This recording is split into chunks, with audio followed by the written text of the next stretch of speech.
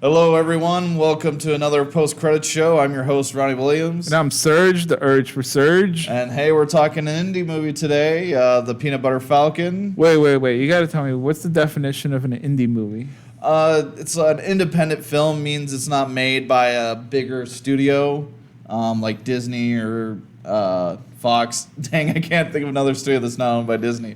Sony. Warner Brothers, Paramount. There we go. Okay. Universal.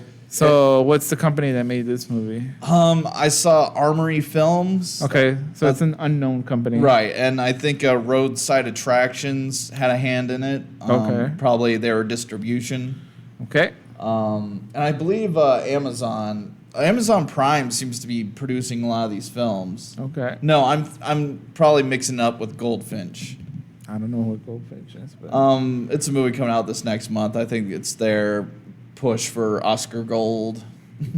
okay. Yeah. So that's what an indie film. But it was at an AMC theater. It was at most of the big theaters. Yeah.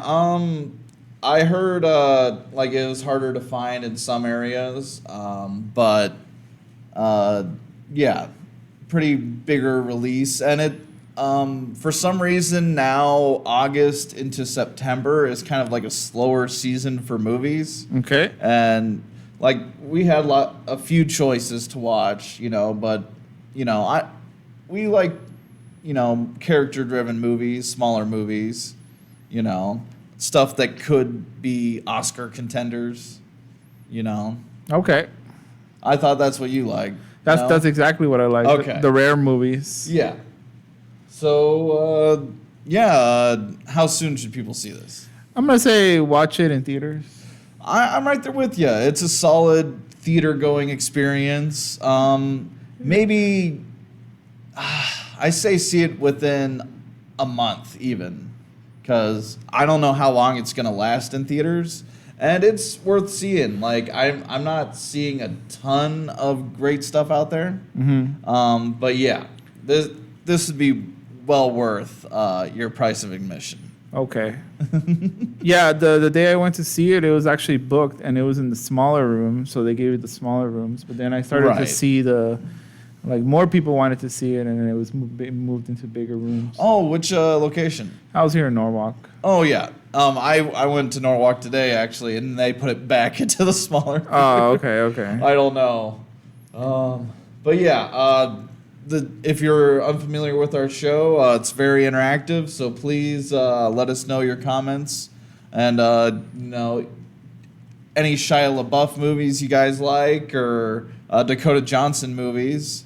Those are the two leads, and apparently it's the Zack Gustin's first role. Like they say, introducing Zack Gustin.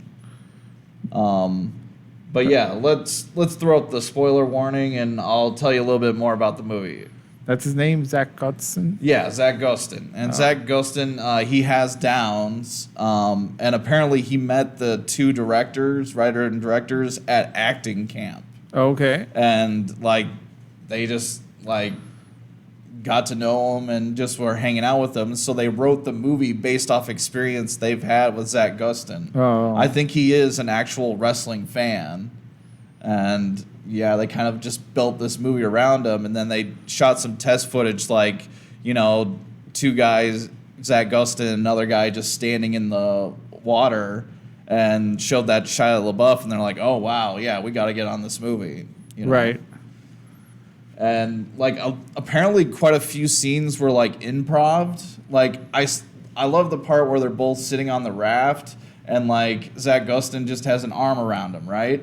And then, Shia LaBeouf is just, smacking him in the face, and then they're just touching each other's faces. I'm like, that seems like a real moment, you know? I kept, the whole time I'm watching the movie, I was like, is this based on a real story? Because it seems real to me. What was your feeling? I felt the scenes were realistic, like when they swim across the river, and that was great. And the guy that comes out with the gun, they're trying to steal a boat from people. I don't know. I haven't been to that part of the United States. I'm imagining it is more like swamp, Right. Yeah, it seemed very Florida. Apparently, they were still in North Carolina or South Carolina area.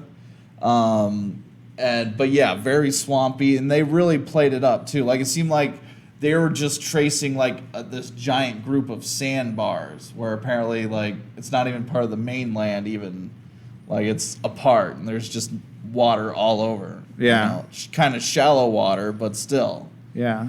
But yeah, I love the scene. Like it starts off Shia LaBeouf, has to take off in his boat, and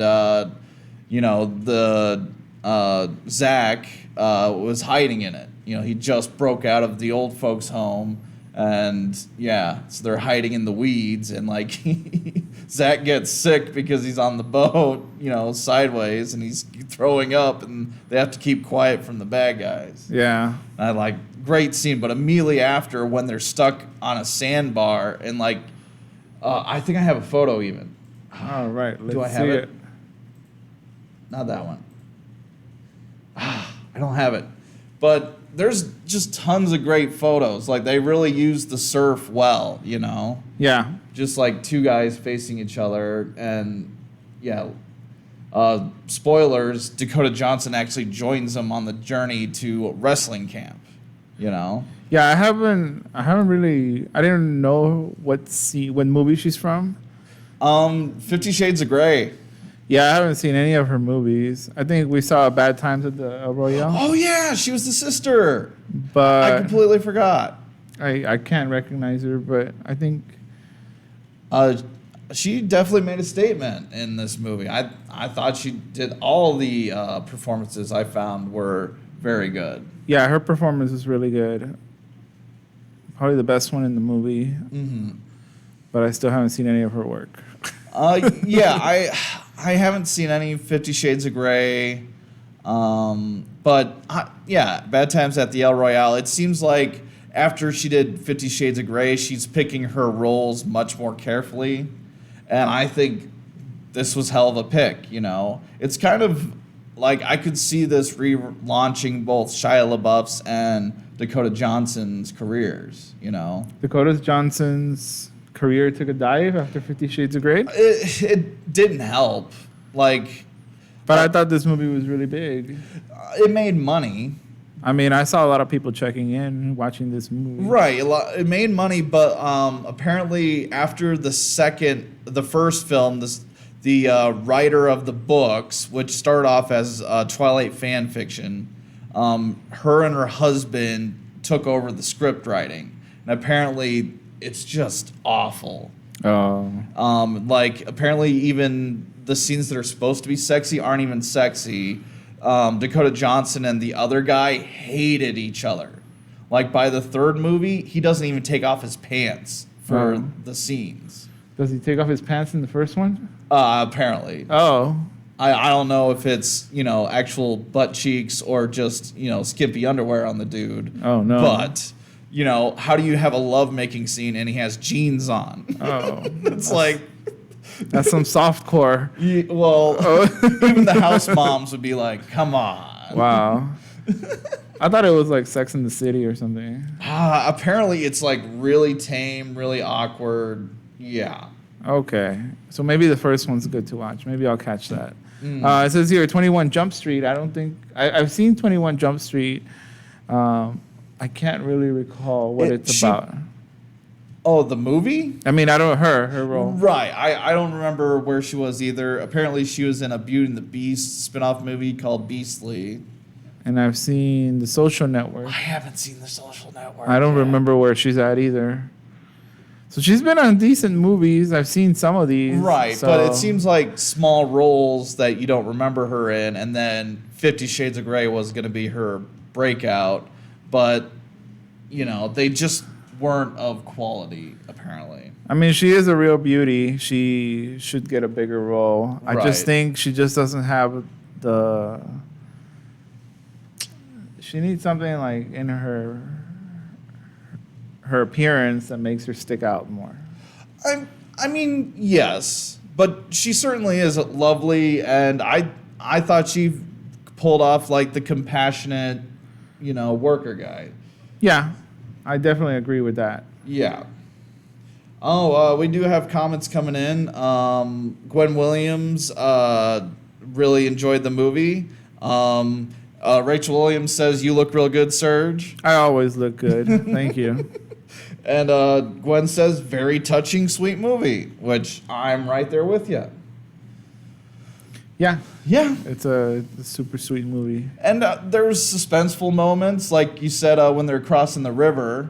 I thought that was a great moment. Like, you find out he can't swim, and their journey is all about on the water, you know? Yeah. So, like, at first you're like, oh, man, he's going to drown. Like, when Shia LaBeouf tries to get rid of him the first time, like, these kids are, like, trying to get him to jump off a dock into the water, right?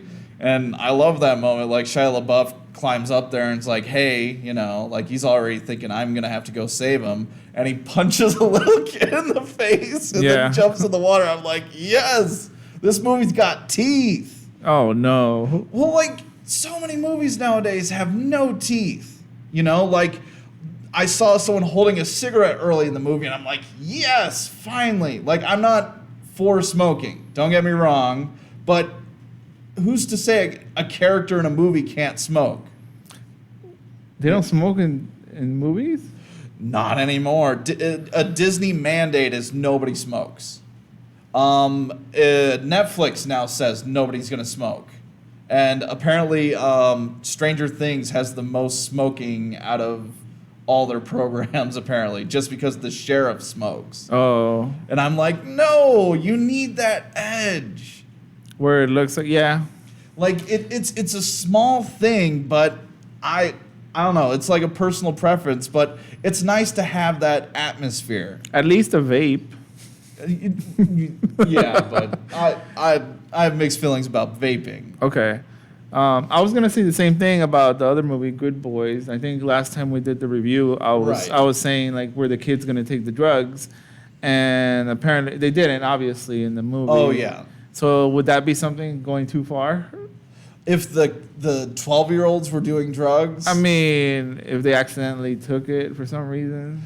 If in a comedy, I don't know. Like, it's okay if teens are doing drugs, you know, weed, whatever. But these kids look like kids, you know. So I think it would be a step too far, and they would be courting an X rating, you know, like like, I don't know. I mean, it would go over the R rating. Yeah, over the R rating, and then, you know, I think the same amount of people would still watch it, but I mean, it would be too much risk for the studio. I mean, it's interesting to see if they release a non-rated version. Is that what they used to call it? Unrated. Unrated. Yeah. Yeah, that's what they do sometimes. Because usually, like, when they do an unrated version, though, like, nowadays, especially with comedies, it's just alternate scenes that weren't rated. Like, if it was, like, improv lines. And usually the uncut version isn't as good because it's not as crisp. Yeah. Like, I saw Talladega Nights at theaters. I found it very enjoyable. I watched it at home uncut. I'm like, man, these are not landing. Like, these extra jokes, the timing's off. Like, there's one joke where it was Most Def, like, and Bono just sitting at a table, and Will Ferrell goes, was that Most Def and Bono? And the bad guy goes, no. Even though it totally was them. Oh. But in the uncut version, they sit down and have this very awkward conversation with them. It's just drawn out and lame. Okay. Comedy needs to be crisp. I don't know. Mixed feelings. Any new comments? Gwen says, I thought it was interesting how they were showing the past with his brother. You know, Gwen, I had a problem with that. Like, it seems like they're just adding drama. Unnecessary drama? Unnecessary drama. I thought it was great flavoring, you know, like you find out why he's kind of aimless right now. It seemed a little redundant. Like, it seems like every movie has done that, where he has flashbacks where he lost his wife, flashbacks where he lost his son, flashbacks where he lost his brother. So it's kind of like, it's kind of touching the same subject, you know? I mean, it is hitting very similar beats. I'll give you that, but I love John Bethel, the actor that plays his brother. Oh. And I can't remember, did he have any speaking lines? Like, all the flashbacks were, like, no audio. It's just them together. Hanging out at the bar and like, fishing together. It's a good lifestyle he lives, you know? You're out on the boat, you know? Well, it was until, like, his brother apparently got killed because of him. You know, he drank too much. Yeah, and they lost their license because apparently his brother was the one who had the license. Oh. And there's only like 10 of those licenses in the county. Like, they're putting, like, you know, it is higher stakes. You know, him poaching, you know, the crabs is actually hurting like, you actually know the reasoning behind the antagonist or bad guys, you know? Right. Like, I thought that was very well established. All right. Okay. You know? Well, let's talk about the ending of the movie because I didn't really like the ending. Oh. I liked the wrestling match. Yeah. The wrestling match was really cool. Yeah, I liked, I can never remember his full name. Something Hayden Church. No, I don't know who that is. That's the wrestler guy? Yeah, so they're trying to find his camp. And the actor they run into is, I think it's Thomas Hayden Church. Okay. And he, like, there's this old VHS tape of him saying, "Come to this place, you know, I'm the Saltwater Redneck." Great wrestling name, especially if you're wrestling in the bayou, you know. Right. Saltwater Redneck. Right. Yeah, the dude is washed up, living in a manufactured home off of some, I don't know where. Yeah, middle of nowhere. Like, seems like right next to something industrial. I've always wanted to be in a wrestling match, not in a wrestling, but at a wrestling match like that outdoors. Oh, it's yeah, like very like a backyard savage place, you know. It's got to be fun, right? Or even like a smaller venued one. Like, have you seen The Wrestler? No. Oh, anybody who hasn't seen The Wrestler, go find it. It's good stuff. Like, the wrestler guy is played by Mickey Rourke. Like, he's washed up and he's just doing these small matches. But you see him, like, preparing for these matches. Like, he's got razor blades, you know, hidden in his straps, and he purposely cuts himself in the ring. Wow. Well, I think that's usually what they do, you know? Yeah, like, it's got to be bloody, you know? It's interesting. Like, so, Thomas Hayden Church tells Zach, you know, before his match, if you do get bloody, wipe it all over your face and on your hands. Use it to your advantage. He's afraid of vampires. No. I'm like, what? I was going to say Zach, the kid with Down syndrome. Zack Gottsagen. Yeah, I looked up his age. He's actually my age. He's 34. No kidding. And I was like, well, he doesn't look 34. In the movie, how old is he supposed to be? Maybe like 20? It's ambiguous. It seems like he's about 20. Yeah, they make him seem a little younger. Like, he's only been 2 years at that nursing home. So usually, I don't know. It's interesting when folks become care of the state. Right. And, like, I know a little bit about people who become care of the state. Like, I was waiting for Dakota Johnson to say, hey, Shia LaBeouf, if you get a home and, you know, establish a job, you could adopt, become the caregiver for Zach, and the state would pay you. Right. You know? Right. And I know about that, too, like, when that's actually the whole process of the state, you know? Yeah. You're absolutely right. But you need a stable home, though. And that's definitely something Shia doesn't have. So maybe that's why Dakota Johnson's character didn't even bring it up. Right. So when I saw him pick up the big dude, the dude must have been like 290, maybe 300 pounds. I don't know. He looked really big on camera. Yeah. So when I saw him pick him up, I was like, now it's just getting silly. But then I looked up his age, and I was like, you know what? I could probably pick that guy up, too. I was like, okay, next episode, you're going to pick me up. All right, I'm going to pick you up next time. No wires. No wires. But yeah, at the end, like, I totally expected him to lift up the guy and then throw it at the bad guy coming with the tire iron. But no, the guy with the tire iron did what he said he was going to do and bashed Shia LaBeouf over the head with it. And He should have died. If he only got one blow, I mean, That's all it takes. it can. He should have at least been blind. Oh, that would have been interesting. You know? No. No? I don't know. But it seemed like Dakota Johnson was kidnapping both of them. It's like, we're going to Florida now. Oh my God. In my old car. Yeah, I didn't like the ending. Yeah, but I don't know. It all kind of fit together. Like the character Zack mentioned his birthday quite often. Like, I'm gonna throw this big party, and even that was his like the meanest thing you could think of in the wrestling ring was, you can't come to my birthday party. And I'm like, oh, that's perfect, you know. And he had a cupcake with candles on it, so it was his birthday. Okay. So yeah, touching, sweet, and it's always hard to end character-driven movies, Yeah. Like, I didn't want Shia LaBeouf's character to die, though.